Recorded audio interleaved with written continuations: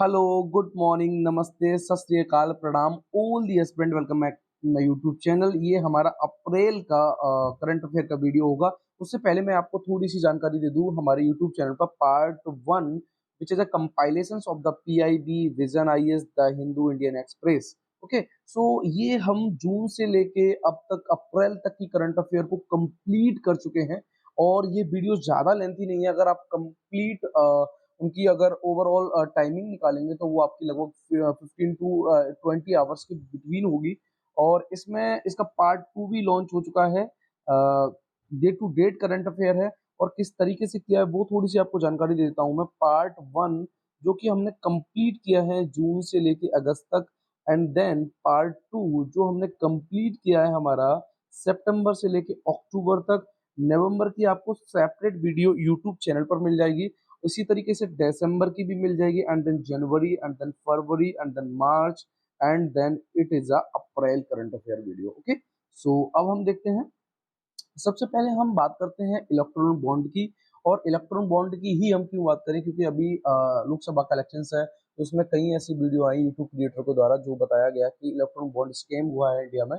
तो इसीलिए ये न्यूज में रहा और इससे क्वेश्चंस बनने के ज्यादा चांस रहेंगे 2024 यूपीएससी में। ओके, सो सबसे पहले हम समझेंगे इलेक्ट्रॉन बॉन्ड होता क्या है। तो इसकी अगर हम बात करें तो इसको इंट्रोड्यूस किया गया था फाइनेंस बिल 2017 में, और उसको नोटिफाई कर दिया गया कब, जनवरी 2018 में।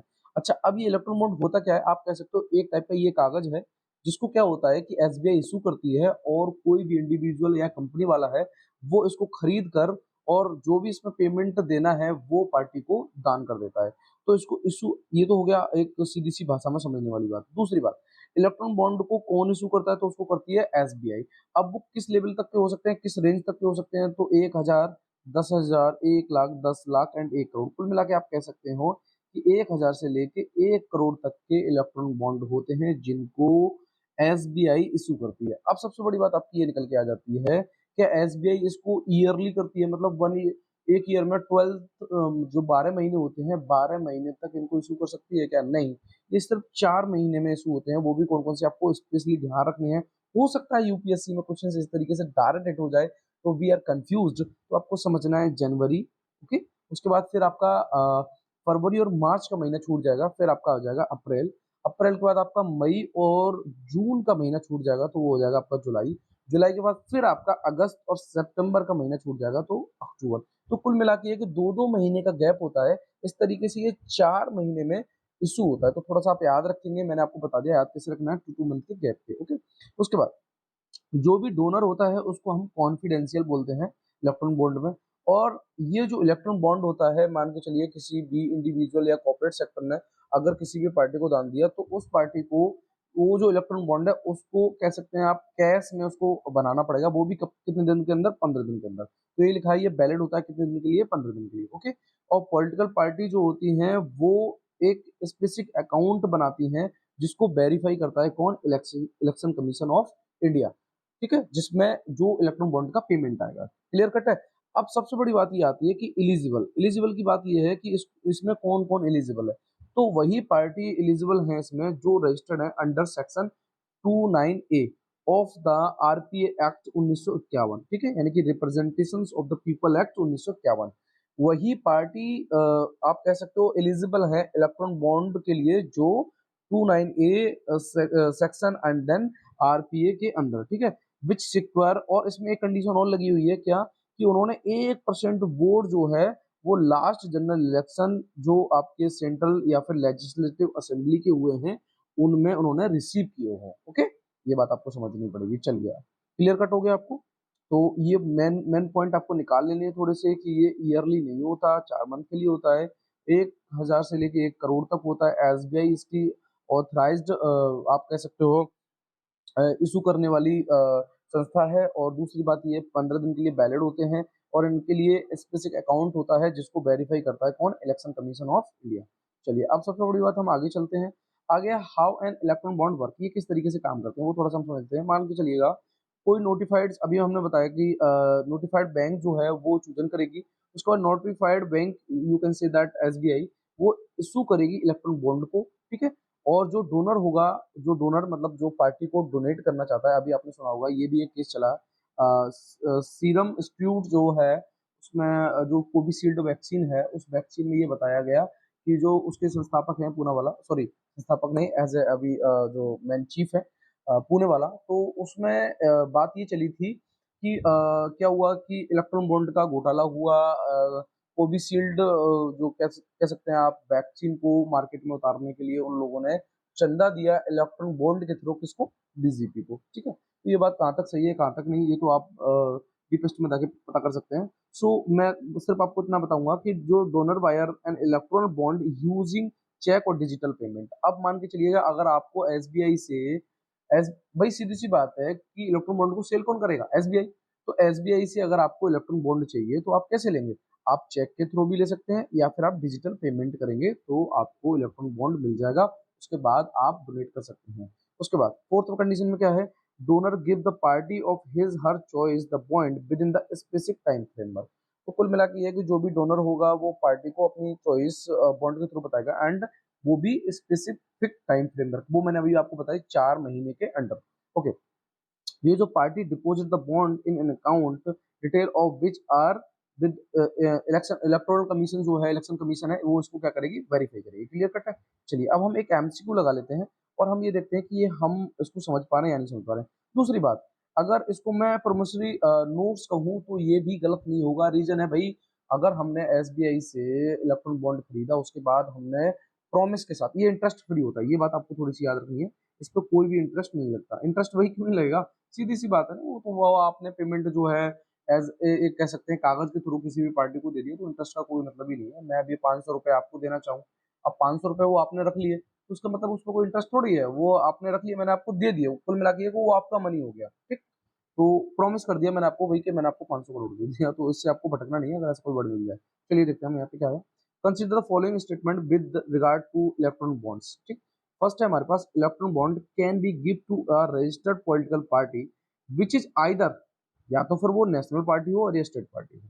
ठीक, अब यहाँ पे मेंशन नहीं किया कि वो रजिस्टर्ड है, किसके अंतर्गत है। ठीक, although called a bond the banking instrument resembling promissory note, अभी मैंने आपको बताया कि ये किसकी तरह है, promissory notes की तरह है, will not carry any interest, इस पर कोई भी इंटरेस्ट नहीं लगता। ओके, सो ये, तो यहाँ पे हमने देखा कि जो पहला वाला है वो कंप्लीट फुलफिल नहीं कर रहा रिक्वायरमेंट को, जिसमें 1% हमारी लेजिस्लेटिव असेंबली को लेके है या फिर मान के चलिए आपका लोकसभा को लेके है, तो इसलिए first is wrong and then answer is that B. चलिए आगे चलते हैं फिर हमें मिलता है अबाउट कोंडा रेडीज। ये क्या है इसके बारे में थोड़ा सा हम पढ़ते हैं। ये पीवीटीजी ग्रुप है। पीवीटीजी का मतलब आप समझते हैं जो एससी एसटी से भी नीचे कास्ट होती है, जिनको आप कह सकते हैं कि बहुत ज्यादा नीड होती है, आप कह सकते हैं health and education and other जो भी नेसेसरी होती हैं फॉर द लाइफ। सो ये आपका कहाँ पड़ता है, गोदावरी रिवर पर और इन आंध्र प्रदेश में। तो ये थोड़ा सा आपको समझना है, आपके लिए यहाँ पे क्वेश्चंस बनेगा यूपीएससी में, ध्यान रखना है आपको। कोंडा रेडीज जो है वो ट्राइब पड़ती है आपकी कहाँ पे, आंध्र प्रदेश में, और आंध्र प्रदेश में वो भी कौन सी रिवर पे, गोदावरी पे। उसके बाद ये जो खेती करते हैं वो करते हैं पुडू कल्टीवेशन। पुडू कल्टीवेशन जो होता है वो एज आ शिफ्टिंग कल्टीवेशन। शिफ्टिंग कल्टीवेशन का मतलब है कि जैसे मान के चलिए आपने खेती यहाँ कर ली, ठीक है, और उसके बाद फिर आपने कुछ दिनों के बाद खेती यहाँ कर ली, शिफ्ट होते रहे आप। ठीक है, तो उसी को हम बोलते हैं पुडू कल्टीवेशन। अब बात आ जाती है, थोड़ी सी आपको समझना है पीबीटीजी, ये ग्रुप आपको जरूर पढ़ लेना है इसके बारे में, तो मैं आपको थोड़ा सी जानकारी देता हूँ। ये जो पीबीटीजी जो बनाया गया था वो देवर कमीशन के द्वारा बनाया गया, देवर कमीशन। ओके, अच्छा, उसके बाद लगभग अभी आई थिंक 75 जो है पीबीटीजी ग्रुप है आउट ऑफ 705 जो भी शेड्यूल कास्ट में आते हैं। ठीक है, चलिए आगे देखते हैं। फिर हमें मिलता है अबाउट इंडियन लॉरियल ट्री। ये क्या है भाई, तो इसके बारे में अगर हम बात करें तो इसमें क्या होता है कि ये आप ऐसे कह सकते हैं, ये इस टाइप का पेड़ होता है, और अगर इसमें क्या रहता है, अगर जो भी जो ट्राइबल पीपल रहते हैं इन फॉरेस्ट, सो ज्यादातर कोंडा ट्राइब्स की बात होती है। कोंडा ट्राइब्स को जब पानी वगैरह पीना होता है तो वो पेड़ को अगर आप यहाँ से थोड़ा सा भी काटोगे तो उसमें से वाटर फ्लो होता है, उसी को बोलते हैं हम लॉरियल ट्री। ठीक है, अच्छा, अब ये है कैसा, ये डेसीडियस ट्री है जो लगभग 30 मीटर लंबा होता है, पहले आपको इतना समझना है। और अब देखिए इसमें लॉरियल ट्री की एक खास बात तो ये हो गई डेसिड ट्री है, आपको पॉइंट टू पॉइंट समझना है कि यहाँ पे डेसिएट ट्री है। दूसरी बात, ये इसके अंदर एबिलिटी होती है जो पानी को ये स्टोर करता है। ओके, ठीक है। अच्छा, उसके बाद ये जो ट्री होता है किस में यूज होता है, जैसे आपका ब्रेन हेमरेज वगैरह हो जाता है, अल्सर होते हैं, फ्रैक्चर होता है, उनमें भी इसका यूज होता है। और इसको हम इंडियन सिल्वर ओक भी बोलते हैं। और इसका जो टिम्बर है वो ग्रेट कॉमर्शियल में यूज होता है। ये थोड़ा सा आपको समझना है। ठीक है? तो यहाँ पे देख रहे होंगे किस तरीके से ये पेड़ को तोड़ने के बाद इसका वाटर निकल रहा है, उसको ये ड्रिंक कर रहा है। ओके, चलिए आगे चलते हैं। फिर हमें मिलता है one FASTag one FASTag sorry one vehicle one FASTag. ये कहानी क्या है? आपने देखा होगा जो भी फोर व्हीलर चलाते हैं, उनकी एक कहानी बड़ी उल्टी थी। वो क्या करते थे कि जैसे मान के चलिए उनके पास मल्टीपल फास्टैग है, ठीक है? मल्टीपल फास्टैग और व्हीकल एक ही है उनके पास, ठीक है? अब उन्होंने क्या किया कि जैसे मान के चलिए इसमें रिचार्ज कर लिया 200 रुपए का, तो इसको आज लगा लिया। उसके बाद इसको रिचार्ज कर लिया तो इसको लगा लिया, है ना? इसके बाद इसको इसको रिचार्ज कर लिया तो उसको लगा लिया। कुल मिला के ये है कि ये मल्टीपल उनके पास क्या हो जाते थे, फास्टैग हो जाते थे। तो फास्टैग तो आपने देखा ही होगा जो गाड़ी के ऊपर लगा होता है सीसी के आउट ऑफ। तो वो फास्टैग मल्टीपल उनको खत्म करने के लिए, यानी कि अगर आपके पास एक गाड़ी है तो आपको एक ही फास्टैग रखना पड़ेगा। ओके, तो इसी रिगार्डिंग ये स्कीम आई है। अब थोड़ा सा हम समझ लेते हैं क्या है। नेशनल हाईवे अथॉरिटी एनएचआई, इन्होंने वन व्हीकल वन फास्टैग की बात करी है।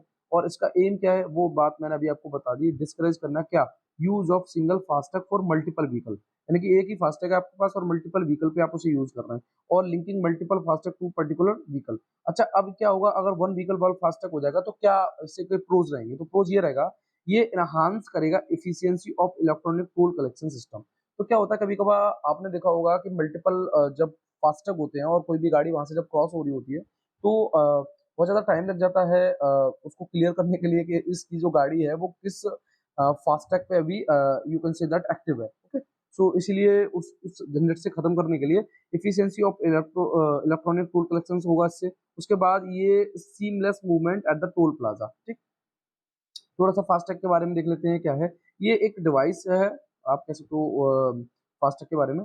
Employ radio frequency identification technology for making toll payment directly while vehicle is in motion. कुल मिला के ये है कि फास्टैग पे आपने देखा होगा किसी गाड़ी में आप बैठ के गए होंगे या इवन आपकी गाड़ी भी होगी तो आपने देखा होगा हमारी गाड़ी निकल के जा रही है और गाड़ी जब मोशन में है उसी टाइम जो भी पेमेंट होना होता है टोल कलेक्शन का वो ऑन द स्पॉट हो जाता है। ओके, सो ये फ्लैगशिप प्रोग्राम है किसका, ministry of road transport and national sorry highway. ठीक है, तो थोड़ा सा आपको ये समझ लेना है, इसमें से जो पॉइंट निकालने हैं सबसे पहले ये निकालना है कि वन व्हीकल वन फास्टैग का क्या फायदा है आपके पास। फायदा सबसे पहले ये है कि ये efficiency of electronic toll collection system में इनहांस करेगा उसको। दूसरी बात, जो मल्टीपल व्हीकल्स के लिए वन फास्टैग होता है उसके यूजेस में वर्क करेगा। तीसरी बात, फास्टैग की बात करेंगे तो ये रेडियो फ्रिक्वेंसी आइडेंटिफिकेशन टेक्नोलॉजी है जो कि प्रोग्राम है किसका, ministry of road and transport and highway and NHAI. Okay, चलिए अब हम बात करते हैं स्नो लिपर्ड्स की। तो स्नो लिपर्ड की हम बात करें तो इसका जो साइंटिफिक नेम है वो पैंथरा एमचिया है। अच्छा, एक्सपर्ट क्या कहते हैं, एक्सपर्ट ने अभी बोला है कि भाई इसको हम जो कंजर्वेशन ऑफ स्नो लिपर्ड्स में रखते हैं, अब इसको हम कहाँ पे मतलब इसको इम्पोर्टेंट समझेंगे, वो है इंडिकेटर स्पेसीज। कुल मिला के ये है कि अब स्नो लिपर्ड को शामिल किया जाएगा एज अ इंडिकेटर स्पेसीज। अब इंडिकेटर स्पेसीज का मतलब क्या होता है, जिसके प्रेजेंस होने से और अब्सेंस होने से, ठीक है, क्या होता है कि इकोसिस्टम पर एक स्पेसिफिक कंडीशंस रिफ्लेक्ट होती है। ओके, इसलिए इसको हम इंडिकेटर स्पीसीज बोलते हैं। तो आपको विशेष ध्यान रखना है कि we are include snow leopards in a indicator species. सबसे पहले अब आपको ध्यान रख लेना है आईयूसीएन में ये वनरेबल है।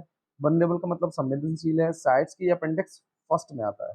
हैबिटेट की बात करें तो ये हमें कहाँ मिलेंगे, तो ये हमें Afghanistan, Bhutan, China, India, Kazakhstan में मिलेंगे। करंटली अगर हम बात करें तो 718 स्नो लेपर्ड्स हैं इंडिया में। और कुछ करेक्टरिस्टिक की बात करते हैं तो ये हाई एल्टीट्यूड माउंटेन पर रहते हैं जो जिसका एलिवेशन जो मीटर में होता है वो 3000 से लेकर 4500 होता है। ओके, चलिए अब हम आ जाते हैं, फिर हम देखते हैं real estate regulations and development act, यानी कि जिसको हम रीरा कहते हैं। ये थोड़ा सा आपको याद रखना है, रेरा सॉरी। अब ये क्या होता है, फॉर एग्जाम्पल मान के चलिए आप दिल्ली में नए गए और आपको कोई फ्लैट लेना है। तो फ्लैट लेना है तो फ्लैट लेने के लिए आपको तो कुछ पता नहीं वहां पे, आप तो दिल्ली पहुंच गए, आपको कोई कहानी नहीं पता है। अब आपको उसके बारे में पता करना है। तो पता करने के लिए आपको ये सिर्फ पता करना है कि ये जो मैं फ्लैट ले रहा हूँ या प्लॉट सॉरी जो फ्लैट ले रहा हूँ वो रेरा से अप्रूव्ड है या नहीं। तो कुल मिला के ये है कि रेरा से वो अप्रूव होगा तभी वो आपके लिए सुटेबल होगा और आपके साथ 420 वर्क नहीं होगा। फॉर एग्जांपल कोई भी खाना खाने से पहले हमको एफएसएसआई एफएसएसआई इसको क्या करती है, प्रमाणित करती है कि आप इस फूड को टेक कर सकते हैं। इसीलिए अगर ये तो हो गई फूड की बात, फूड के लिए एफएसएसआई हो गया, ये थोड़ा सा आपको याद रखना है। और अगर आपको कोई बिल्डिंग लेनी है किसी भी बिल्डर से, तो उसके लिए आपको देखना पड़ेगा कि वो बिल्डिंग रेरा से अप्रूव्ड है या नहीं। ओके, तो उसी को हम बोलते हैं real estate regulations and development act 2016। अच्छा, इसकी बात मैं क्यों कर रहा हूँ, इसका क्वेश्चन आप लास्ट में देखेंगे। अगर अगर आप वो अप्रूव नहीं है और आपको कोई भी शिकायत कर रही है, तो वो किस में करेंगे, आप जाके फिर करेंगे आप रैट, ठीक है। तो जो होगा आपका रियल एस्टेट अपीलेट ट्रिब्यूनल्स में जाके, क्लियर कट है। और उसके बाद अगर रैट भी नहीं सुनती आपकी, फिर आप जाएंगे कहाँ पे, हाई कोर्ट में। हाई कोर्ट भी नहीं सुनता तब सुप्रीम कोर्ट में, वो अलग बात है। चलिए, सो देखते हैं क्या है real estate regulations and develop. अब आपको समझ में आ गया रेरा क्या है। 2016 का is a significant legislation passed by the Indian parliament to regulate and promote the real estate sector in the country, clear cut है। अच्छा, उसके बाद इसका पर्पज एंड स्टेबलाइजमेंट की बात करें तो इसका रेरा का एम है to protect home buyers and, मतलब जो भी होम बायर्स होते हैं उनको प्रोटेक्ट करना एंड एनहांस करना क्या, transparency and efficiency in are real estate transactions, clear cut है। तो यही बात मैंने अभी आपको बताई। इसको स्टेबलाइज किया गया है किसके through, an real estate regulatory authority RERA, जो कि हर स्टेट में है, serving as an adjudicating body for the cube dispute regulations. Okay, अच्छा, एप्लीकेबिलिटी की बात करें तो ये किन किन चीजों पे एप्लीकेबल होगी। जैसे अगर कोई प्लॉट का साइज है वो 500 स्क्वायर मीटर के एक्सीड होना चाहिए, और जो प्रोजेक्ट है वो लगभग 8 अपार्टमेंट और उससे अधिक होना चाहिए, क्लियर कट है। तब आप इसको रेरा की बात करेंगे। चलिए, अब हमारा नेक्स्ट आ जाता है रिंग ऑफ फायर। ये न्यूज में रहा, तो मैं आपको इसका क्वेश्चंस भी कराऊंगा। ये आपने कई बार पढ़ा होगा, मैं यहाँ पे आपका क्विक रिवीजन करूंगा। तो ज्योग्राफी में देखिए, ये टाइम ज्यादा डीप में जाने के नहीं है हमारा, क्योंकि करंट के लिए हमारे पास इतना टाइम नहीं बचा है। जो भी है एज आ रिवीजन के तौर पे पढ़ना है ना। सो देखते हैं क्या है। सबसे आपको देखना है कि ये हॉर्स शू टाइप का है। हॉर्स शू मतलब जो घोड़े के खुर होते हैं उस टाइप का है, ठीक है। और यहाँ पे क्या होता है, वॉल्केनो और सिस्मिक एक्टिविटी ज्यादा होती है, और ये आपका पड़ेगा कहाँ पे, पैसिफिक ओशियन में, क्लियर कट है। अगर हम रफली बात करें तो 90% यहाँ पे अर्थक्वेक आते हैं रिंग ऑफ फायर में, और 75% यहाँ पे क्या है, एक्टिव वॉल्केनो है, अर्थक्वेक। ये थोड़ा सा आपको समझना है, थोड़ा सा रेशियो समझ के चलना है। ओके, अच्छा, अगर हम बात करें तो ये जो रिंग ऑफ फायर है, ये रिजल्ट है किसका, टेक्टोनिक्स का, ठीक है। And trace the meeting point of the numerous tectonic plate, और यहाँ पे बहुत सी टेक्टोनिक प्लेट मिलती हैं, जैसे पैसिफिक जोन डे फोका, कोकोस है, इंडियन ऑस्ट्रियल है, नजाका है, नॉर्थ अमेरिकन है, एंड फिलीपींस प्लेट है। तो ये क्या है, रिजल्ट है इन टेक्टोनिक प्लेट का। तो यहाँ पे थोड़ा सा देखिए, मैंने यहाँ पे भी लगाने की कोशिश की है, कौन सी है, जैसे फिलीपींस प्लेट है, यूरेशियन प्लेट है, पैसिफिक प्लेट है, कोको प्लेट है, नजाका प्लेट है, क्लियर कट है। अच्छा, आगे देखते हैं फिर हम। अच्छा, अब ये किन किन कंट्रियों को कवर करता है वो थोड़ा सा हमें देख लेना है। देखते हैं हम यहाँ पे, जैसे बोल्विया है, चिली है, इक्वाडोर है, पेरू है, कोस्टिका है, गुटेमाला है, मैक्सिको है, यूनाइटेड स्टेट है, कनाडा है, रसिया है, जापान है, फिलीपींस है, ऑस्ट्रेलिया है, पापुआ न्यू गिनी है, इंडोनेशिया है, न्यूजीलैंड न्यूजीलैंड है, एंड अंटार्कटिका है, are some of the important place located in the ring of the fire. Okay, so यहाँ पे हम एक एमसीक्यू लगाएंगे कि हमारे पास क्वेश्चन है, Pacific ring of fire wraps which of the following country, ये कौन कौन सी कंट्री, जैसे कनाडा, न्यूजीलैंड, जापान, चिली। तो अभी हमने पढ़ा ये सारे कंट्री हैं इसमें, इसका आंसर हमारे पास हो जाएगा all of the above. Okay, चलिए आगे देखते हैं। फिर हमें मिलता है ट्रिब्यूनल सिस्टम इन इंडिया। तो ट्रिब्यूनल सिस्टम क्या है इंडिया में, उसको हम थोड़ा सा देखेंगे। तो अगर हम बात करें, ट्रिब्यूनल जो है वो क्वासी जुडिशियल बॉडी है, मतलब आप कह सकते हो अर्ध है, ये कंप्लीटली जुडिशियल बॉडीज नहीं है। इसके ऑब्जेक्टिव की बात करें ट्रिब्यूनल सिस्टम की, तो क्या है, ये रिड्यूस करती है जो भी केस लोड है किस पे, जुडिशरी पे, and bring in subject expertise for the technical matter. अब इसकी कॉन्स्टिट्यूशन कुछ रिकॉग्निजेशन हैं, जैसे आर्टिकल 323 ए जो है वो एडमिनिस्ट्रेटिव ट्रिब्यूनल्स की बात करता है, और आर्टिकल 323 बी है वो ट्रिब्यूनल्स अदर मैटर की बात करता है। तो ये चीज आपको जरूर याद रखनी है, हो सकता है आपसे पूछ ले आर्टिकल 323 ए एंड 323 बी, ठीक है। तो ये आपके एडमिनिस्ट्रेटिव ट्रिब्यूनल की बात करेगा और वो अदर मैटर की बात करेगा। चलिए आगे चलते हैं फिर हम। अब ये थोड़ी सी डेटा है, डेटा को हमें समझना पड़ेगा। कोल प्रोडक्शन के बारे में थोड़ा सा देखते हैं कि कोल इंडिया लिमिटेड जो है CIL is the largest producer है। लगभग आप कह सकते हो more than 70% of the coal in India. ठीक है। इंपोर्ट की बात करें तो इंडिया इंपोर्ट करता है 217.75 मिलियन टन कोल।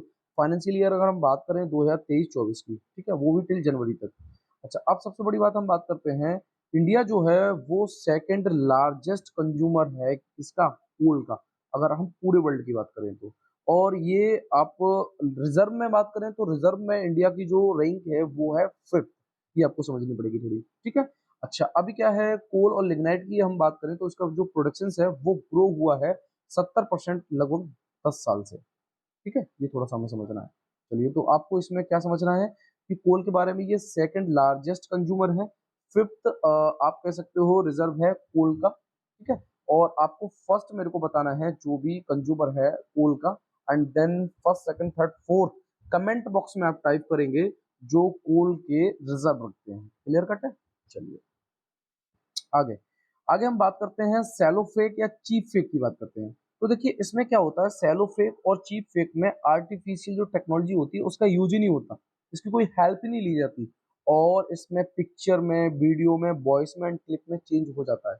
बट अभी आपने देखा वो एक आई थिंक कोई एक्टर थी जो ब्लैक टाइप के कपड़े पहनी थी, तो उसका मतलब अश्लील तरीके से दिखाया गया था, वो डीप फेक था, न कि आपका सैलो फेक था। ये थोड़ा सा समझना है। और डीप फेक जो होता है, डीप फेक आप कह सकते हो गहराई से, तो वो सिंथेसाइज्ड इमेज है, वीडियो है and other media created by the artificial intelligence. तो कुल मिलाकर आपको एक बहुत अच्छी सी बात समझ लेनी है, मैं वन वर्ड में समझा दूंगा आपको। सैलो फेक या फिर चीप फेक में आर्टिफिशियल इंटेलिजेंस का यूज नहीं होता, और डीप फेक में आर्टिफिशियल इंटेलिजेंस का यूज होता है। इसे क्लियर कर, बस वन वर्ड। आगे जो देखते हैं फिर हम, हवाना सिंड्रोम। हवाना सिंड्रोम क्या है उसके बारे में बात करते हैं।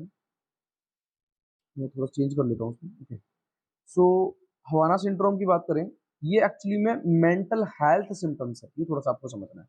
हवाना सिंड्रोम जब भी जिक्र हो तो आपको एक बात जरूर समझनी है कि ये मेंटल हेल्थ को लेके है, जिसमें क्या होता है कि सिम्टम्स इसमें कैसे होते हैं, जैसे hearing certain sound without any outside noise. कुल मिला के हमें साउंड ऐसा सुनाई दे रहा है कि जैसे बाहर कोई साउंड हो रहा है, बट बाहर कोई साउंड नहीं है, और नोजिया है, वर्टिगो है, हेडेक है, मेमोरी लॉस है, ये सब आते हैं हवाना सिंड्रोम में। ठीक है। और बैलेंस इशू को लेके भी है, इसको फर्स्ट डिटेक्ट किया गया था 2016 हवाना, जो कि कहाँ पड़ता है, क्यूबा में। ठीक। चलिए आगे देखते हैं फिर हमें मिलता है पैरादीप पोर्ट। ये पोर्ट यूपीएससी में आपने लास्ट बार देखा होगा, मुद्रा पोर्ट है, या फिर आपका इन्नूर पोर्ट है, विशाखापट्टनम पोर्ट है, तो इस टाइप के पोर्ट के क्वेश्चन बने थे। तो पोर्ट तो आपको देख के ही चलना है। और मैं आपको एक बहुत अच्छी बात बता रहा हूँ, अब तक आप यूपीएससी में क्वेश्चन, सारे क्वेश्चन लगा लेना, अगर आपको कहीं भी ऑप्शन में दिया है और सारी चीजें दी हैं और पोर्ट ऑप्शन दिया, तो वहां पोर्ट ही आंसर होगा। अब जाके चेक कर लेना एक बार। चलिए आगे देखते हैं फिर हम पारादीप पोर्ट की बात करते हैं। इसकी लोकेशन उड़ीसा में है। ये फर्स्ट मेजर पोर्ट है। अब आप हमें थोड़े से मेजर और माइनर पोर्ट पढ़ने पड़ेंगे। ईस्ट कोस्ट, ठीक है, ईस्ट कोस्ट में इसको कमीशन किया गया आफ्टर इंडिपेंडेंस। ठीक। इसका यहाँ पे जो ये कन्फ्लुएंस है किसका, Mahanadi and the bay of Bengal का। इसको एडमिनिस्ट्रेट कौन करता है, बोर्ड ऑफ ट्रस्टी, किसको, पारादीप पोर्ट, जो कि उड़ीसा में पड़ता है। क्लियर कट है। इसको सेटअप किया गया गवर्नमेंट ऑफ इंडिया के द्वारा।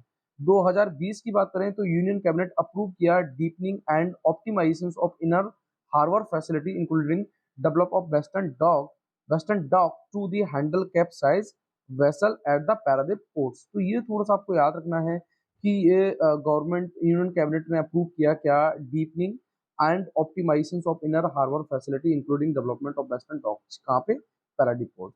ठीक है। अब हम कुछ पोर्ट्स देखते हैं इंडिया के, जैसे कोलकाता तो वेस्ट बंगाल में पड़ेगा, पैरादीप अभी मैंने आपको बताया कि उड़ीसा में है। वो भी कैसा है, ध्यान रखना है आपको, मेजर है माइनर है, अभी मैंने आपको बताया ये मेजर फोर्स है। ठीक है।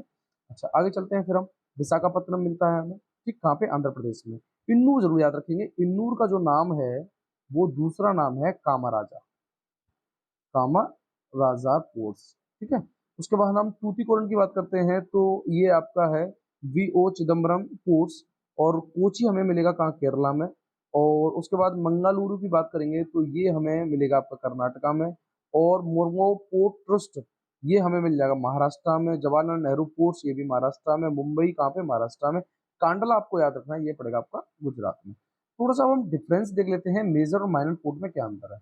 तो अगर इंडिया की बात करें तो इंडिया में टोटल 12 मेजर सी पोर्ट्स हैं और 200 नोटिफाइड माइनर पोर्ट्स हैं, इंटरमीडिएट पोर्ट्स जिनको हैंडल किया जाता है ह्यूज वॉल्यूम ऑफ ट्रैफिक के लिए।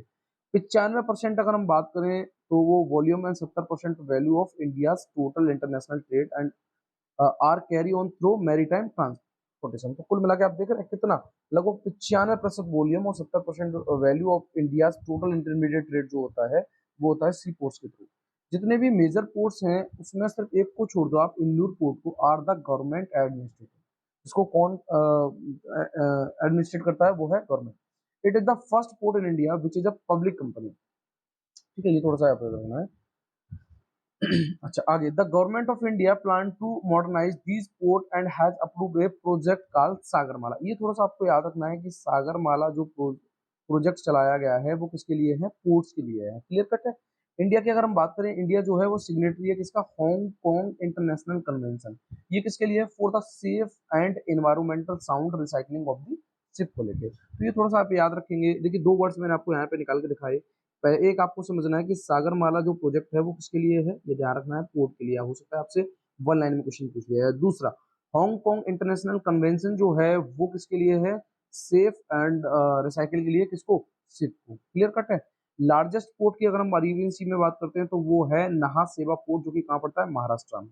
और largest port bay of Bengal में है, वो है चेन्नई पोर्ट, यानी कि तमिलनाडु। ये दोनों याद रखने हैं आपको, एक अरेबियन सी वाला और वे ऑफ बंगाल वाला। क्लियर कट है। तो अरेबियन सी की बात करेंगे तो महाराष्ट्र में है, वो है हमारा नहाब सेवा पोर्ट्स, और बे ऑफ बंगाल में है Chennai ports. Tamil Nadu has the maximum number of major sea ports, ये थोड़ा सा आपको याद रखना है। सबसे ज्यादा सी पोर्ट कहाँ है, तमिलनाडु में। पोर्ट ब्लेयर की बात करें, इसको मेजर पोर्ट के रूप में शामिल किया गया 2010 में, बट लेकिन इसको बाद में रिमूव कर दिया गया। चलिए माइनर पोर्ट के हम थोड़ा सा देख लेते हैं। As per the Indian constitution the maritime transport come under the concurrent list. ये थोड़ा सा आप याद रखो, हो सकता है आपसे पूछ ले कि जो मैरीटाइम ट्रांसपोर्ट होता है या फिर जो पोर्ट है वो किसके अंडर में आएंगे, तो वो आएंगे कंकरेंट लिस्ट। ठीक है, ना स्टेट लिस्ट ना central list, it's a concurrent list. Clear cut है। चलिए आगे देखते हैं फिर। वेट, आगे मिल जाता है हमें द पोर्ट दस either under the management of the central government और द स्टेट गवर्नमेंट। ये मैंने अभी आपको बताया, ये सेंट्रल गवर्नमेंट के अंडर में भी होता है और स्टेट गवर्नमेंट के। The central shipping ministry control and supervise the major ports. तो जो सेंट्रल शिपिंग मिनिस्ट्री है वो आपके मेजर पोर्ट को देखेगी। Where is the minor port and intermediate are manage by the state government. Clear cut है भाई, सीधी सी बात है। माइनर होंगे उनको स्टेट देखेगी और सेंटर किसको देखेगी, आपके मेजर को। क्लियर कट है, इसमें तो कुछ ज्यादा इतना बड़ा नहीं है, जो आपको समझना है। ये हमारे पास the increase in private sector participation has result in an increase in the number of minor port. तो सीधी सी बात है, जब प्राइवेट लोग इसमें ज्यादा इंटरफेयर करने लगेंगे तो फिर माइनर पोर्ट तो बढ़ेंगे ही ना। ठीक है। अच्छा, कुछ इंपोर्टेंट माइनर पोर्ट दिए हैं, जैसे अजिकल पोर्ट्स है जो कि आपका पड़ता है केरला में, कन्नूर वो भी केरला में है, कुंडापुर है वो उडुपी डिस्ट्रिक्ट कर्नाटका में है, दहेज की अगर बात करेंगे वो कहाँ है, आपका गुजरात में। ठीक है। चलिए, मुद्रा पोर्ट की अगर हम बात करें, जो अडानी ने ओन किया हुआ है, ये आप कह सकते हो largest port developer and operator है in the part of the Adani group का। चलिए हम थोड़ा सा एमसीक्यू देखते हैं। 2023 का एमसीक्यू हुआ, सीधा सीधा था, कामराजा पोर्ट। अभी मैंने आपको बताया first major port in India registered as a company, और मुद्रा पोर्ट है largest privately own port in India. ठीक है। विशाखापत्तनम पोर्ट की बात करेंगे तो ये largest container port in India ना, ये नहीं। इसका आंसर हमारे पास क्या हो जाएगा, ओनली पेयर टू। ठीक है, ओनली पेयर टू। चलिए आगे चलते हैं। अच्छा, अब हम देखते हैं सरहा क्या है भाई, smart artificial resource assistant for the health. ठीक है। अच्छा, अब कुल मिला के ये, इससे हमें क्या फायदा मिलेगा, सरहा सरहा से क्या फायदा मिलेगा, it can provide information across the major health topic. जो भी हेल्थ के टॉपिक है उनके बारे में हमें ये मेजर इन्फॉर्मेशन प्रोवाइड कराएगा सरहा, यानी कि smart artificial intelligence resource assistant for the health, including healthy habit बताएगा हमें, मेंटल हेल्थ बताएगा। इसका जो एम होगा वो क्या है, provide an additional tool for the people to realize their right to health को लेके। It can support people in developing better understanding of the risk factor for some leading cases of the death in the world। तो कुल मिला के ये है कि जो हेल्थ केसेस की वजह से जो डेथ होती हैं तो उनमें सुधार करने की बात करेगा, जैसे कि आपको कैंसर है, हार्ट डिजीज है, लंग डिजीज है एंड डायबिटीज है। ओके, सराहा में। चलिए आगे चलते हैं। फिर हमें मिलता है गुड़ी पड़वा। ये क्या है भाई, ये आप कह सकते हो फर्स्ट डे है किसका, चैत्र मंथ का। चैत्र, चैत, वैशाख, जेठ, आषाढ़, सावन, भादौ, कुआर, कार्तिक, अगहन, पूस, महा।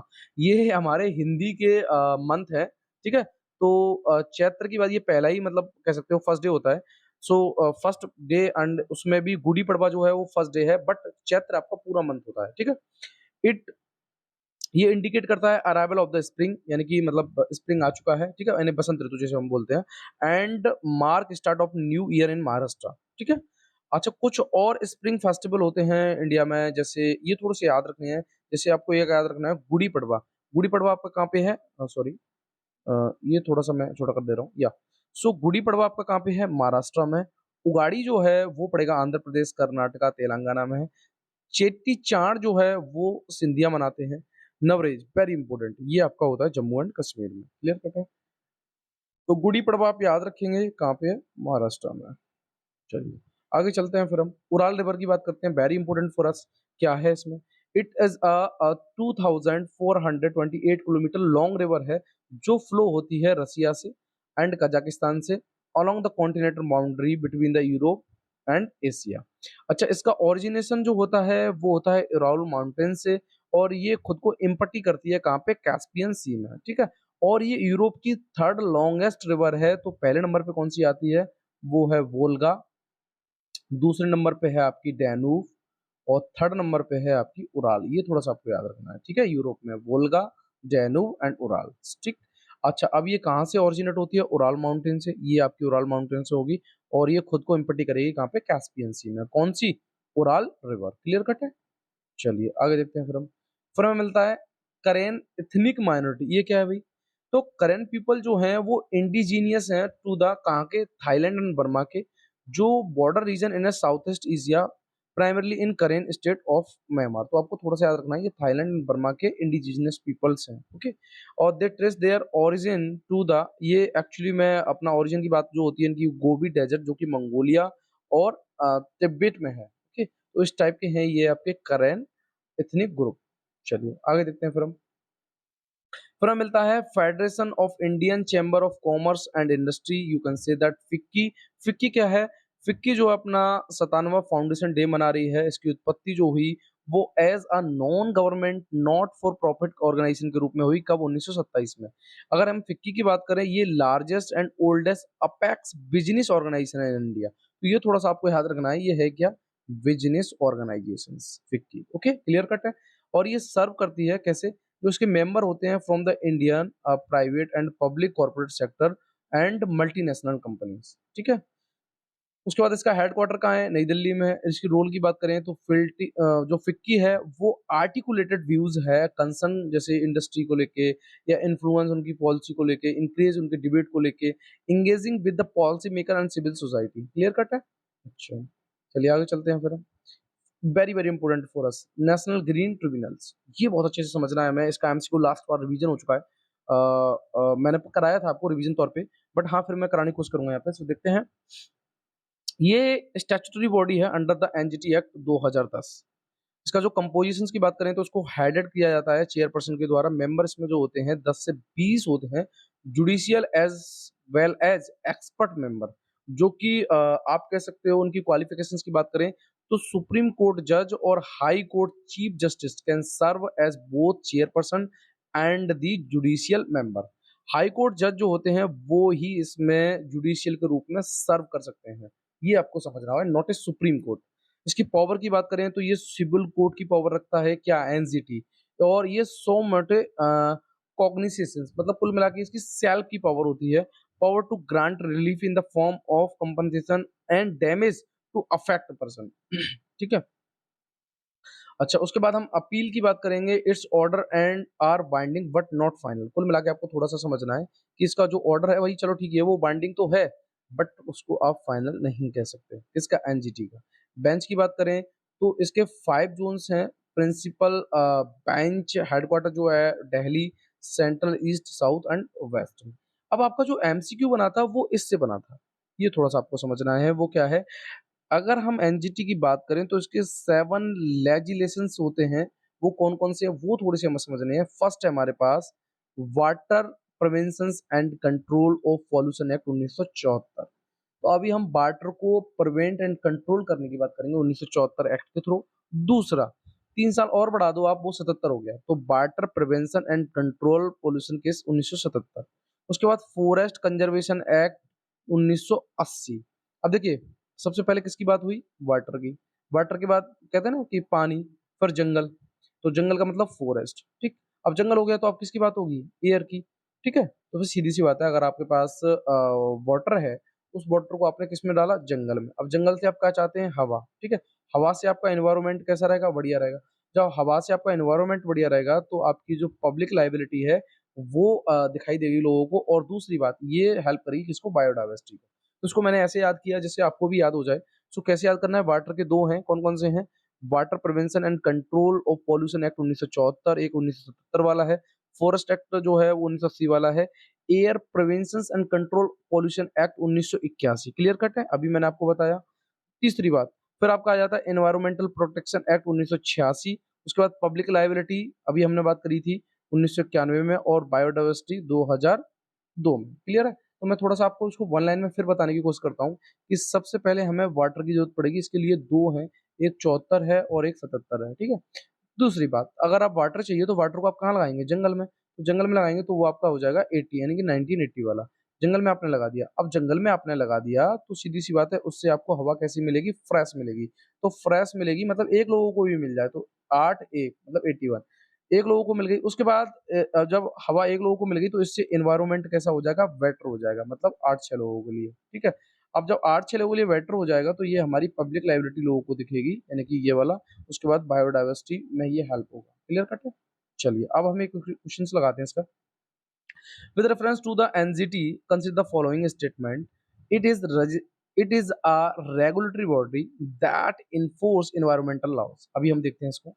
It is bounded by the procedures laid down under the Code of Civil Procedure 1908. It has the power to issue binding order to the government. अब देखिए, थोड़ा सा हम इसको समझने की कोशिश करते हैं।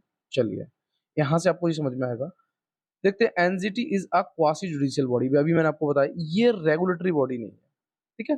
This means that it has the power to adjudicate dispute and issue binding order.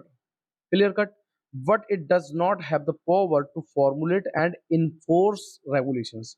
तो enforce regulation के लिए तो इसके पास कोई पावर ही नहीं है, ठीक है। अच्छा, आगे देखते हैं फिर।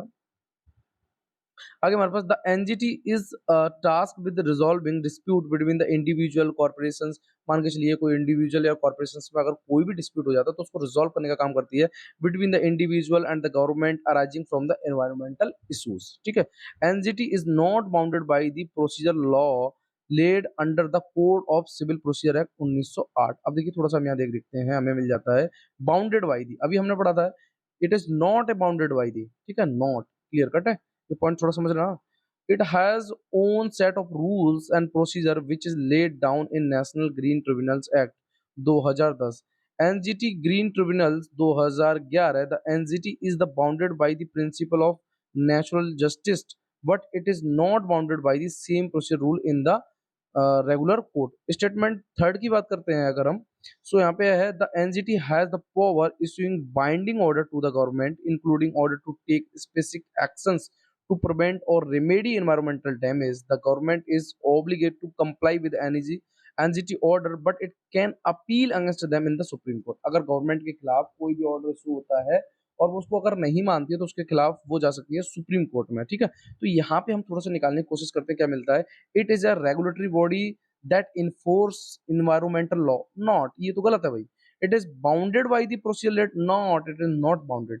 it has the power to issue binding order to the government. Yes, it's a clear word. So उसका आंसर आ जाएगा हमारे पास ओनली पेयर वन। चलिए, अब हम आ जाते हैं। अब आप समझ पा रहे हो किस लेवल से हम पढ़ रहे हैं इसमें, ठीक है। सो यहाँ हमें मिलता है वैक्टोलाइम इंटीग्रेट्स। ये कुछ टर्मोलॉजी हैं जिनको हम समझेंगे। तो वैक्टोलाइम इंटीग्रेट्स की अगर हम बात करेंगे तो ये कंटेन करता है पीजीपीआरएस। अब पीजीपीआरएस क्या होता है? प्लांट ग्रोथ प्रोमोटिंग राइजोबैक्टीरिया है विद लाइमिंग मटेरियल, जिसमें क्या होता है? लाइमिंग मटेरियल होता है। बैक्टीरिया जो होता है वो इंश्योर करता है the availability of the essential nutrients to the plant and help enhance nutrients use efficiency. Clear cut है। तो बैक टू लाइम में क्या होगा आपका, पीजीपीआरएस होगा और उसके साथ लाइम मटेरियल होगा, और बैक्टीरिया इसमें इंश्योर करेगा कि भाई एसेंशियल न्यूट्रिएंट्स हैं किसके लिए, प्लांट्स के लिए। Clear cut. दूसरा देखते हैं, फिर हमें मिलता है बैक्टो जिप्सम। ये क्या है भाई, ये एमेलिरिएट करेगा हाई पीएच सॉइल्स को लेके एंड इंश्योर करेगा जो भी साइमल्टेनियस डिलीवरी होती है प्लांट की बेनिफिशियल बैक्टीरिया के लिए। चलिए, फिर हमें मिलता है ट्राई सॉरी ट्राइको जिप्सम। ये क्या है, ये भी एमेलिएट करेगा हाई पीएच सॉइल्स को and ensure delivery of the Trichoderma, मतलब a fungal bio control agent के रूप में। जिप्सम की बात करेंगे तो ये कंपाउंड होता है contain the calcium and sulphate, ये तो हमें पता ही है। It is use to counteract soil salinity and sodicity. चलिए आगे चलते हैं, फिर हमें मिलता है सेनकाकू आइलैंड्स, या फिर इसे हम बोलते हैं डियायू, डियायू बोलते हैं चाइनाज में, ठीक है। सेनाकू अगर हम Senkaku sorry sorry Senkaku island जो है वो लोकेटेड होता है कहाँ पे, ईस्ट चाइना सी, जो अप्रोमैक्सिमली यानी कि लगभग 410 किलोमीटर है किससे, ओकिनावा आइलैंड से दूर है, ठीक है। और लार्जेस्ट आइलैंड यहाँ पे पड़ता है ओउत्सुरी आइलैंड्स, ठीक। तो ये हमारा पड़ता है कौन सा, सेनकाकू या फिर डायू आइलैंड्स। और इससे थोड़ी सी मतलब 400 लगभग कुछ दूरी है, वो है ओकिनावा आइलैंड्स के, ठीक। अच्छा, चलिए आगे चलते हैं, फिर हमें मिलता है baobab tree. Baobab tree as a laurel Indian जो हमने पढ़ा था उसी टाइप का होता है। Long live deciduous small to large tree होते हैं जो 20 से लेके 100 फीट टाल तक होते हैं, और वो 30 मीटर था, थोड़ा सा याद रखना है आपको। और ये ग्रो होते हैं अफ्रीका, मेडागास्कर, ऑस्ट्रेलिया में, और ये मध्य प्रदेश में भी फाउंड होते हैं, ठीक है। और ये अपसाइड डाउन ट्री होते हैं, ये थोड़ा सा आपको याद रखना है, अपसाइड डाउन ट्री। अब देख रहे हैं यहाँ पे, ये इसमें इतना पानी भरा होता है कि आदमी आराम से पी सकता है इसे, ये सब पानी भरा हुआ है इसमें, ठीक। आगे देखते हैं फिर हम, डॉक्सिंग क्या है। डॉक्सिंग जो है, ये वर्ड जो है वो ड्राइव हुआ है फ्रेज ड्रॉपिंग डॉक्स, मतलब डॉक्यूमेंट से। ये रेफर करता है किसको, to collections of users private information across multiple platforms including social media by an unauthorized individuals and then publishing the information in an attempt to shame or embarrass user। तो ये क्या है, doxing. Doxing समझना है आपको। For example आपने क्या किया, कोई भी कह सकते हो एक ऐप डाउनलोड किया और उस ऐप ने आपकी सारी प्राइवेट इंफॉर्मेशन जो है खुद में कलेक्ट कर दी और उसके बाद उसको पब्लिक कर दिया। You can say that it's a doxing process. So ये अभी मैंने वही बात आपको बताई, ठीक है। ये है क्या, wrapper collection of the user private information, multiple platform से इनको इकट्ठा करके और पब्लिश कर देता है, इसके लिए उनके सेम और इमरान को लेके। क्लियर कट है। चलिए आगे देखते हैं फिर हम, ऑपरेशन मेघदूत और सियाचिन ग्लेशियर, ये थोड़ा सा आपको समझना है, ये है क्या। तो इंडियन आर्मी और इंडियन एयरफोर्स मिलके 40वां ईयर मना रहे हैं। It presents on the strategic significant Siachen glacier under the operation Meghdoot. अब ऑपरेशन मेघदूत कहाँ चलाया गया, ये ध्यान रखना है आपको, सियाचिन ग्लेशियर पे। ऑपरेशन मेघदूत की बात करें तो ये 13 अप्रैल 1984 को लॉन्च किया गया, when Indian army Indian air force advance to Siachen to secure highest dominant north east Ladakh. तो कुल मिला के यह है कि लद्दाख पे अपने डोमिनेंट बनाए रखने के लिए ऑपरेशन मेघदूत चलाया गया इंडियन आर्मी और इंडियन एयरफोर्स के द्वारा। क्लियर कट है। अच्छा, सियाचिन अगर हम ग्लेशियर की बात करें तो ये कहाँ मिलेगा, ये लोकेटेड होता है at the height of the 20,000 feet in eastern Karakoram range of Himalaya, ठीक है।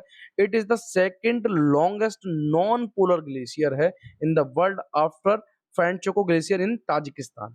अच्छा, Nubra river originated from the Siachen glacier, ये वाला यूपीएससी में आपका क्वेश्चन बन चुका है सीधा सीधा। वेयर इज नुब्रा वैली, तो नुब्रा वैली आपको पता।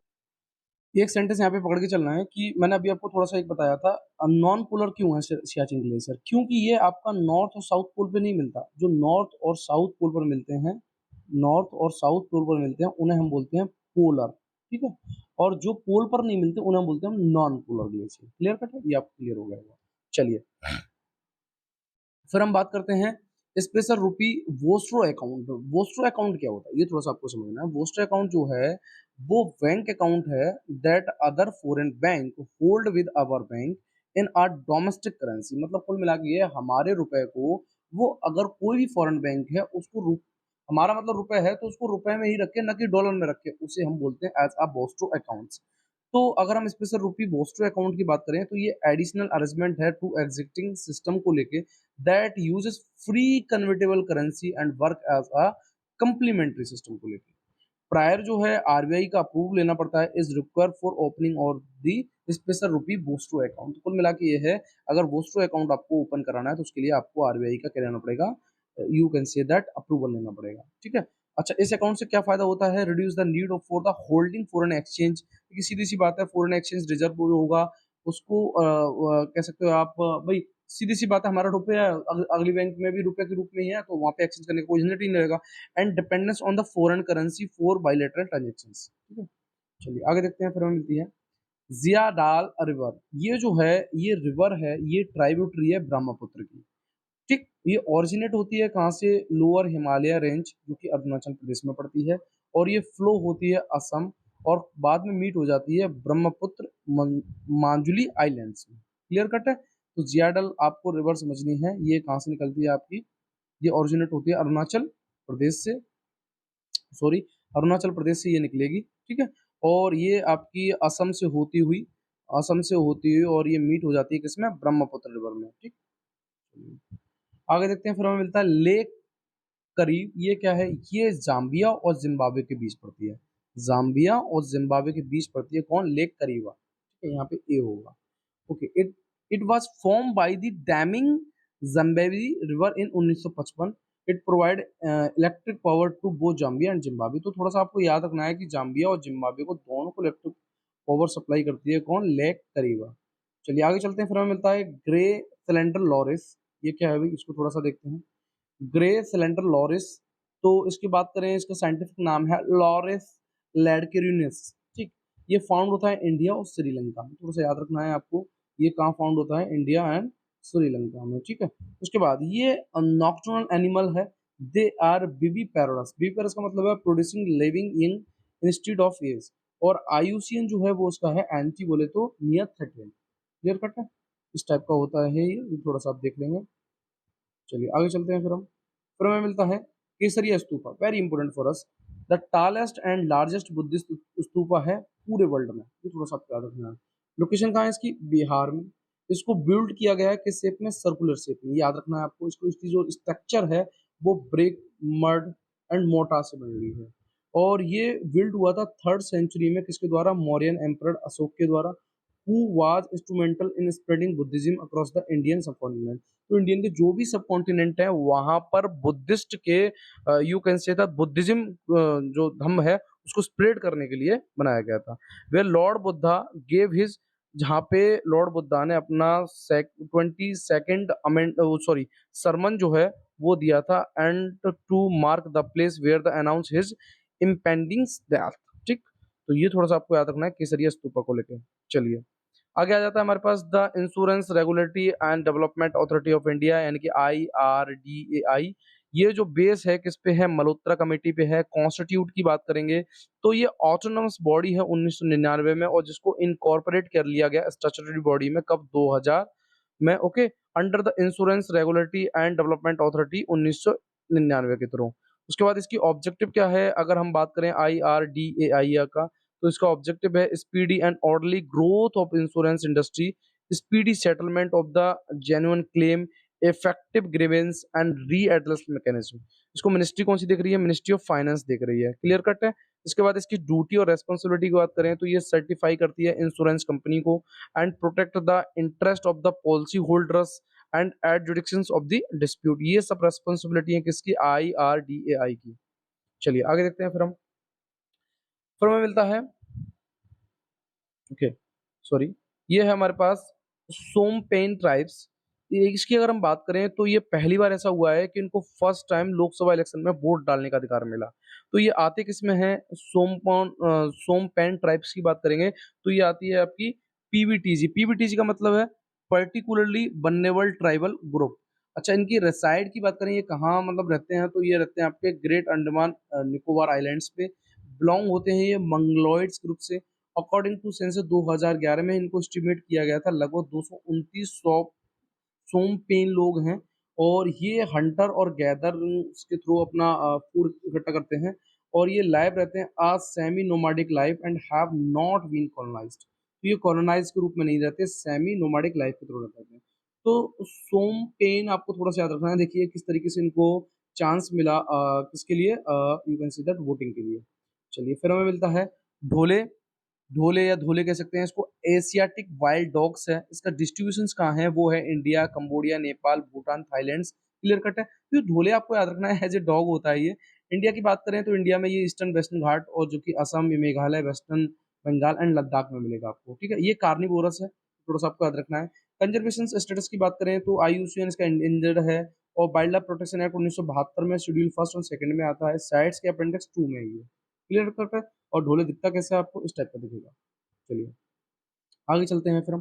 कुछ ये मैं वन लाइनर में आपको समझाने की कोशिश करूंगा, ये वन लाइनर आपको समझने हैं। जैसे यूबिकॉल एस, ये एक्चुअली में वैक्सीन है, किसके लिए, कोलोरा के लिए। ठीक है, ये थोड़ा सा याद रखना है। जुनू मिशन जो है वो किसके लिए चलाया गया, to understand the origin evolution of the Jupiter. तो कुल मिला के ये है कि ये अंडरस्टैंड करने के लिए, और मतलब किस तरीके से जुपिटर का एवोल्यूशन हुआ। उसके बाद हमें मिलता है वासुकी इंडिकस। ये एक्चुअली में स्नैक की फैमिली है, ये थोड़ा सा आपको याद रखना है। वासुकी, ठीक है। तो जैसे कहते हैं ना कृष्ण कृष्ण जी, उन्हें वासुदेव बोलते हैं हम। तो वासुदेव ने क्या किया था कि जो कालिया नाग था उसके ऊपर उन्होंने जो है डांस किया था, तो उसी से आप इसको याद रख लेंगे। ठीक है, चलिए आगे चलते हैं। फिर हमें मिलता है defence research and development organisation या DRDO। इसको, ये डेवलपिंग है किसका, दुर्गा 2 का। जो दुर्गा 2 को डेवलपिंग किया इसने, किसने, DRDO ने। और ये डायरेक्ट एनर्जी वेपन है। ठीक, it is to be integrated with land, sea, air based platform. Okay, उसके बाद हमें मिल जाता है, बहुत ज्यादा इंपॉर्टेंट है, very important for us, Chipko movement. इसके साथ एक मूवमेंट और चला था, मैं थोड़ा सा छोटा करके समझाऊंगा आपको तो आप क्लियर कर पाएंगे। ओके, सो यहाँ पे है चिपको मूवमेंट और साइलेंट वैली मूवमेंट, ये दो आप याद रखेंगे, 1973 के थे। डेट वाइज बता रहा हूँ इनको। ठीक है, ये नॉन वायलेंट था, जो मूवमेंट था, इसमें था ट्री को प्रिवेंट करना हिमालय में। ठीक है, इसकी लोकेशन बात करेंगे तो उत्तराखंड, जो कि पहले उत्तर प्रदेश में पड़ता था। लीडरशिप की बात तो उस टाइम सुंदरलाल बहुगुणा और गौरा देवी आदि लोग थे इसमें। और इसी तरीके से साइलेंट वैली मूवमेंट जो चला था, ये किसके लिए था, to save a rain forest.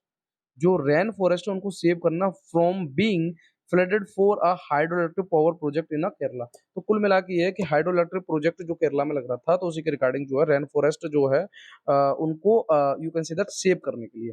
चलिए इसी आधार पर और भी चले थे कुछ, उनको थोड़ा सा हम देखने की कोशिश करते हैं। जैसे हमारा मिल जाता है नर्मदा बचाओ आंदोलन 1985, जिसको लीड किया गया इन्वायरमेंटल एक्टिविस्ट मेधा पाठक के द्वारा। और ये अगेंस्ट था किसके, construction of large dam on Narmada. कुल मिला के ये कि नर्मदा पर आप जो है लास्ट सॉरी लार्ज डैम नहीं बनाएंगे, उसके लिए नर्मदा बचाओ। तो नर्मदा से तो आप ध्यान रखेंगे कि उसी रिवर की बात है, कुछ भी इसमें दूसरी ऐड करने की जरूरत नहीं है। अच्छा, उसके बाद हमें मिल जाता है अपिको मूवमेंट की बात करेंगे।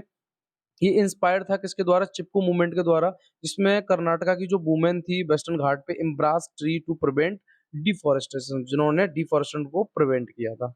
क्लियर कट है। तो ये चारों मूवमेंट आपको याद रखने हैं, Chipko, Narmada, Appiko and Silent Valley. चलिए आगे देखते हैं फिर हम।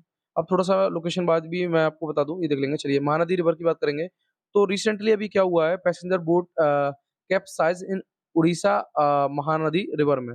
अच्छा, महानदी रिवर की बात करेंगे तो ये ओरिजिनेट कहाँ से होती है, ये होती है आपकी धमतरी डिस्ट्रिक्ट जो है वो छत्तीसगढ़ में पड़ता है, और ये ड्रेन होती है किसमें, बे ऑफ बंगाल में। थोड़ा सा आपको याद रखना है कौन सी, महानदी रिवर। ठीक है, और स्टेट्स की बात करें तो जैसे छत्तीसगढ़, उड़ीसा, झारखंड, महाराष्ट्र, मध्य प्रदेश को ये क्रॉस करती हुई। इंपोर्टेंट इसकी कुछ ट्राइबिलिटी है, जैसे शिवनाथ है, हसदेव है, माड़ है, इव है, ओंग है, चेल है, चौंक है। इंपोर्टेंट प्रोजेक्ट यहाँ पे कौन कौन से चलाए गए महानदी रिवर पर, तो जैसे हीराकुंड डैम है, महानदी रिजर्व प्रोजेक्ट है, और कुछ प्रोटेक्टेड एरिया जैसे सतकोसिया टाइगर रिजर्व या बाई साइपली वाइल्ड लाइफ सेंचुरी, ये आपको महानदी रिवर पर मिलेंगे। ओके, चलिए। अच्छा, अब न्यूज में ये पर्सनैलिटी रही है, इसको मैं थोड़ा सा कराने की कोशिश कर रहा हूँ आपको। इसमें नाम याद रखने हैं, पंडिता रमाबाई के, जिन्होंने पब्लिश की थी क्या, स्त्री धर्म नीति। ये थोड़ा सा आपको याद रखना है, स्त्री धर्म नीति। ये जो है पंडिता रमाबाई ने, और उसके बाद मोराल्स फॉर द वुमेन, यानी कि नैतिकता फॉर द वुमेन। और इनको अवार्ड किया गया था किसके, केसर हिंद मेडाल्स के रूप में। ठीक है, बाद बाकी ये आपको नहीं पढ़ना, ये नहीं इतना पूछा जाता। चलिए, दो पॉइंट आप याद रखेंगे जरूर, मैंने आपको बता दिया। आगे चलते हैं फिर हम पुलिकट लेक की बात करेंगे। सो पुलिकट लेक की अगर हम बात करते हैं तो यहाँ पे हम देखते हैं इसकी लोकेशन जो है वो हमारी पड़ेगी वे ऑफ बंगाल, जो कि बॉर्डर पड़ता है आंध्र प्रदेश और तमिलनाडु का। ओके। और second largest brackish water lake है India after the lake Chilka in Orissa. तो उड़ीसा के बाद ये दूसरे नंबर पे आती है पुलिकट, ये थोड़ा सा आपको याद रखना है, ये रही आपकी पुलिकट। चलिए आगे बात करते हैं हम, वो हमें पड़ता है सेंगन एरिया। ये क्या है भाई? ये वर्ल्ड का लार्जेस्ट फ्री ट्रैवल एरिया है, जो लगभग 27 कंट्री इसमें होती हैं। और 27 कंट्रियों की बात करें, उनमें से 23 जो हैं वो हैं आपके यूरोपियन मेंबर, और उसके बाद जो बचे हुए मेंबर हैं वो आपके you can say that European sorry जो आइसलैंड्स और लिथुआनिया, नॉर्वे एंड स्विट्जरलैंड जो है इनको कवर करती हैं। तो कुल मिलाकर आपको याद रखना है कि जो सेंगन एरिया है उसमें 27 जो है कंट्री हैं। ओके। और ये स्टार्ट हुआ था 1985 में as an inter governmental project between the 5 कंट्रियों के बीच। कौन कौन सी थी? France, Germany, Belgium and Netherlands. ठीक है। बट अब क्या हुआ है, इसमें लगभग कितनी कंट्री आ गई हैं? 27। चलिए आगे बात करते हैं ब्लू व्हेल। ब्लू व्हेल की बात करते हैं, तो ब्लू व्हेल जो है वो लार्जेस्ट एंड लाउडेस्ट एनिमल्स है ऑन द प्लैनेट, ये ध्यान रखना है आपको।